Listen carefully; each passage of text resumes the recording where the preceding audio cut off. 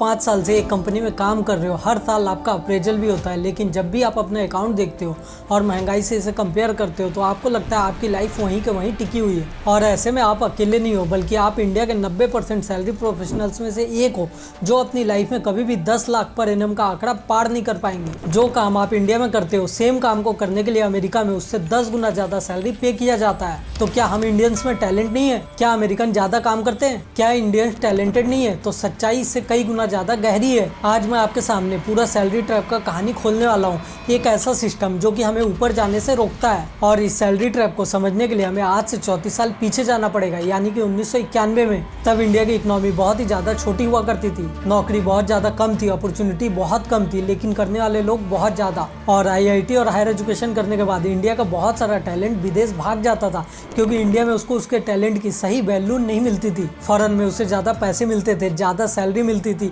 और उसकी इनकम बहुत ही ज्यादा हुआ करती थी। और ये सबसे मेन रीजन था कि इंडिया का टैलेंट विदेश भाग जाता था। और फिर आया 1991, यानी कि इकोनॉमिक लिबरलाइजेशन, और मनमोहन सिंह के इस ऐतिहासिक बजट ने पूरे इंडिया को खोल के रख दिया। अचानक से इंडिया में एक नया मिडिल क्लास बना, डॉक्टर बने, इंजीनियर बने, मैनेजर बने। और पहली बार पेरेंट्स ने अपने बच्चों को एडवाइस किया कि अच्छी पढ़ाई करो, अच्छी डिग्री लो, तुम्हारी लाइफ सेट है। और उस समय के हिसाब से बहुत ही ज्यादा सच भी था, क्योंकि उस जनरेशन ने अपनी पुरानी जनरेशन से ज्यादा पैसे बनाए। लेकिन इसी सुनहरी कहानी के पीछे बहुत ही ज्यादा बड़ी गलती छुपी थी, जिसका खामियाजा हमें आज भोगना पड़ रहा है। और वेस्टर्न कंपनी ने इंडिया में एक नया रॉ मटेरियल खोजा, इंडिया के ब्रेन पावर, सस्ते और मेहनती लोग और इंग्लिश बोलने वाली वर्कफोर्स। और हमारा काम बना उनके प्रॉब्लम्स को उनसे कम दाम में उनके लिए सॉल्व करना। और इसमें इनोवेशन कुछ भी नहीं था, हमारा काम था उनके काम को एफिशिएंसी में बहुत ही ज़्यादा स्केल में कर देना। और ये मॉडल बहुत ही ज़्यादा लो कॉस्ट हुआ करता था, वो हमें हमारे काम के बदले बहुत ही कम पैसे ऑफर करते थे। और यहीं से एक डील साइन हुई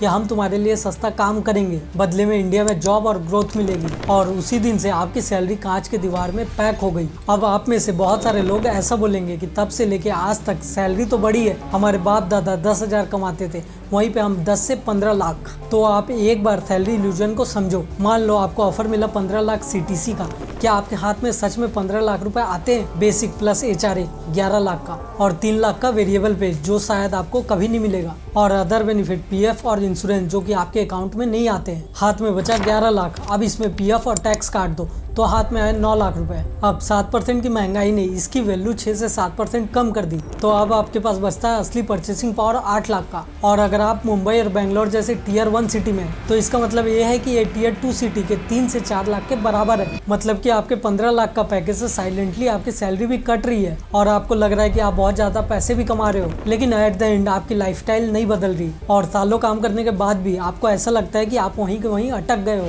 अब बात करते हैं कॉर्पोरेट सीक्रेट के बारे में। आखिर ये सिस्टम ऐसा क्यों है? लो कॉस्ट मॉडल कंपनी का फीचर है, और आपकी कम सैलरी कंपनी के लिए प्रॉफिट। और कंपनी आपको वर्ल्ड क्लास सैलरी दे दे तो उसका मॉडल टूट जाएगा। और दूसरा है कॉर्पोरेट पिरामिड, नीचे लाखों जूनियर के बीच बस कुछ हजार मैनेजर, तो मैथमेटिकली आप 99% में आके फंस जाते हो। और तीसरा है एक्सपीरियंस पेनाल्टी, जब आप 35 के होते हो तो आप कंपनी के लिए बहुत ज्यादा महंगे हो जाते हो। कंपनी जितना आपको सैलरी देगी उतनी सैलरी में 3 फ्रेशर को हायर कर लिया जाएगा। और अगर आप फीमेल हो तो ये ट्रैप आपके लिए बहुत ही ज्यादा गहरा है। सेम रोल के लिए आपको बहुत ही कम सैलरी दी जाएगी, और अगर आपको प्रेगनेंसी के लिए ब्रेक भी लेना है तो आपके कैरियर पे रीसेट लग जाएगा। और अगर आप ये सोच रहे हो कि ये बस IT सेक्टर की कहानी है, तो इंडिया में हर एक इंडस्ट्री में सेम हाल है। Core engineer, mechanical engineer, computer science engineer से 30 से 40% कम कमाते हैं, और उनकी प्रमोशन सालों तक अटकी रहती है। और प्राइवेट बैंकिंग की हालत तो इससे ज़्यादा खराब है।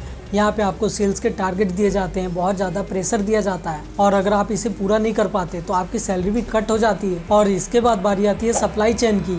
यहाँ पे वर्कर की ग्रोथ ना के बराबर की जाती है। आज भी इंडिया में आपको दुकानों पे 10 से 12 हजार में काम करते हुए लोग दिख जाएंगे। हर जगह ये पैटर्न एक जैसा है, एक ऐसा सिस्टम जो कि मेहनत पे चलता है, लेकिन आपको आपकी मेहनत की सही कीमत नहीं देता। इंडिया में आपको बहुत ही कम सैलरी दी जाती है। सेम काम को करने के लिए US और अदर कंट्रीज में आपको ज्यादा पैसे मिलते हैं। वहाँ का पिज्जा डिलीवरी करने वाला भी यहाँ के पिज्जा डिलीवरी करने वाले से ज्यादा कमाता है। वहाँ का लेबर, बार्बर और टेक्नीशियन यहाँ के लोगों से बहुत ही ज्यादा पैसे कमाता है। उसकी परचेसिंग पावर बहुत ही ज्यादा होती है, और वो आसानी से इन पैसों को स्पेंड कर पाता है। लेकिन इस लो कॉस्ट मॉडल के कारण असली नुकसान आपके अकाउंट में नहीं, बल्कि आपके दिमाग में भी देखने को मिलता है। कांस्टेंट प्रेशर, EMI का बोझ, जॉब की इनसिक्योरिटी, प्रमोशन ना मिलने का गम, ये सारा मिलके कॉकटेल बन जाता है, और आपका मेंटल हेल्थ बहुत ही ज्यादा दिक्कत देने लगता है। और ये सिग्नल है है हेल्थ की एपिडेमिक का। एक सर्वे बताता है कि इंडिया में 67% वर्किंग प्रोफेशनल एंजाइटी और डिप्रेशन से जूझ रहे हैं और इसके पीछे का मेन कारण है फाइनेंशियल स्ट्रेस और जॉब की इनसिक्योरिटी। कंपनी आपको फैमिली बोलती है लेकिन आपके मेंटल हेल्थ की जिम्मेदारी नहीं लेती। सोसाइटी सक्सेस एक्सपेक्ट करती है लेकिन स्ट्रगल नहीं देखती। तो अब बात करते हैं सॉल्यूशन का। सवाल यह है कि इस ट्रैप से निकले कैसे। 22 से 28 साल स्ट्रेटेजिक जॉब होपिंग, हर 2 साल में स्विच करके 20 से 30% का इंक्रीमेंट पाए। और बहुत कम टाइम में आपको ये भी समझने की जरूरत है कि कॉर्पोरेट लॉयल्टी सबसे बड़ा धोखा है। आप इसमें एक जगह पे जाके एक ही पोजीशन पे जाके फंस जाते हो। और दूसरा फेज आता है 28 से लेके 35 साल। यहाँ पे आपको जनरलाइज काम छोड़ के किसी भी काम को पकड़ के उसमें स्पेशलिस्ट बन जाना है। इसके लिए आप हाई डिमांड नीड चुने, या तो आप ग्लोबल मार्केट में जाके रिमोट वर्क कर सकते हैं। और 35 के बाद का फेज है ओनरशिप फेज। एम्प्लॉय माइंडसेट छोड़ दीजिए, अपना खुद का कुछ साइड बिजनेस स्टार्ट कीजिए, कुछ डिजिटल प्रोडक्ट क्रिएट कीजिए, अपने स्किल सर्विसेज को मोनेटाइज कीजिए। असली फ्रीडम ओनरशिप में है, ना कि काम करने में। अब मैं बात करता हूँ कंक्लूजन के बारे में। दोस्तों, इंडिया में 10 लाख कमाना मुश्किल नहीं है, ये इम्पॉसिबल भी नहीं है, लेकिन 99% लोग इसे क्रॉस नहीं कर पाते हैं और ये बहुत सारे लोगों के लिए नामुमकिन बन जाता है जब तक आप इस सिस्टम से बाहर नहीं निकलते। तो सवाल ये नहीं है कि आपकी सैलरी नहीं बढ़ती, सवाल ये है कि आप इस सैलरी से कैसे खुद को आजाद कर सकते हो। अगर ये वीडियो आपको पसंद आया तो आप इसे अपने दोस्तों के साथ शेयर जरूर करें और इस वीडियो को लाइक, इस चैनल को सब्सक्राइब जरूर करें।